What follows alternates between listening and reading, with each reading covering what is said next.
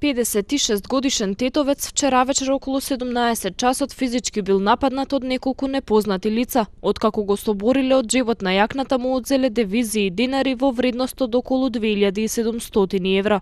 Сторителите избегале, а тетовецот со видливи повреди на лицето го пријавил случајот во полиција. Се превземаат активности за откривање на сторителите. Полицијата бележи исквернавање на верскиот објект Свети Атанаси покрај патот Лешок-Брезно.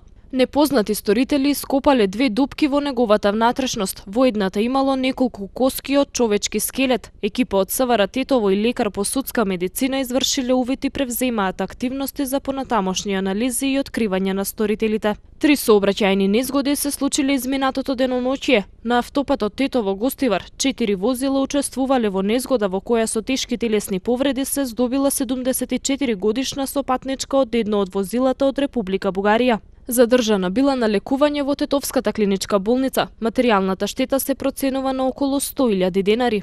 Другите 2 несреќи се случиле на регионалниот пат Тетово-Пирок. Во село Калник возило управувано од 50 годишен тетовец удрило во 24 годишна жителка на Голема Речица. По укажаната помош во Тетовската болница пуштена е на домашно лекување. Во Речици истиот период во Долно Палчиште 25 годишен жител на Новосело со возилото излетало од коловозот и удрил во бетонски ѕид. По укажаната лекарска помош во Тетовската болница пуштена на домашно лекување. Од полицијата работат на утврдување на причините за несреќите.